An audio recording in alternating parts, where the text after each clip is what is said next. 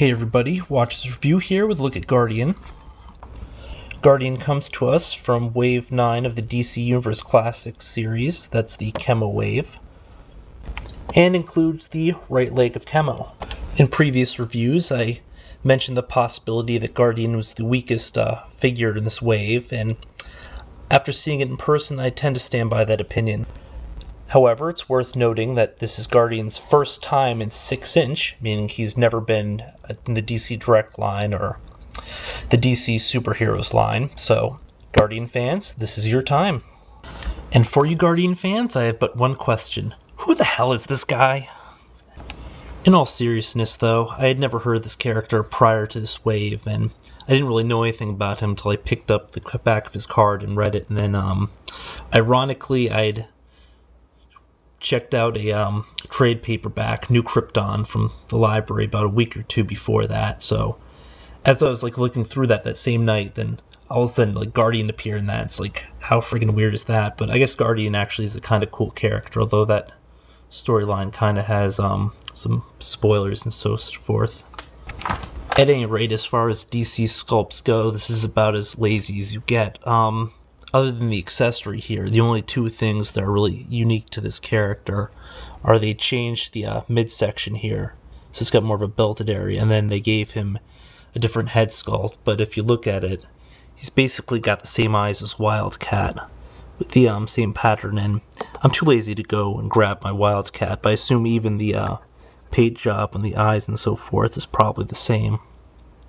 My figure actually has a number of paint defects, such as a chip down here, a discoloration on the helm, and then just minor bleed.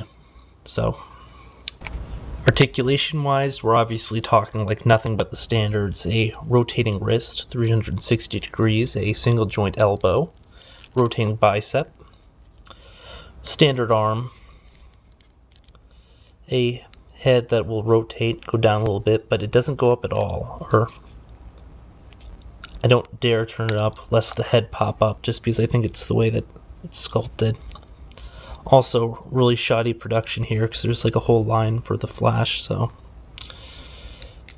where this wasn't cleanly cut from the mold. Ab/diaphragm joint, waist joint, standard leg.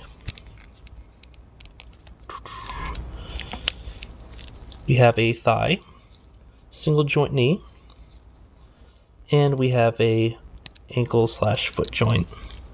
All in all, I mean, the only reason you'll probably pick this figure up, unless you of course are actually a fan of the character, will be for the Build-A-Figure piece, the leg of Chemo, which looks kind of chintzy just because it's so blatantly hollow. Of course, because it is hollow, you can probably just drill a little hole in there and then fill it with lime soda and then carry it around, and when you get thirsty just drain it. It's probably not a very smart idea. All in all, this figure doesn't excite me. It doesn't really bring anything new to the table. Paint wise, we don't really have any sort of variation except for what appears to be factory errors, you have a splotch of orange on the top. So I mean, it's not something I'd highly recommend, but you'll probably end up picking up if you just want the Build-A-Figure. And obviously, he just kind of bulks out your collection. By the way, the shield is removable. Probably should have mentioned that when I was running through the articulation, but it's got two plastic straps here and fits along the side of the arm, like so. Really no biggie. I mean, supposedly he came out shortly after Captain America, so you can kind of see the inspiration, if you want to call it that. I don't know. All in all, nah. Until next time, folks.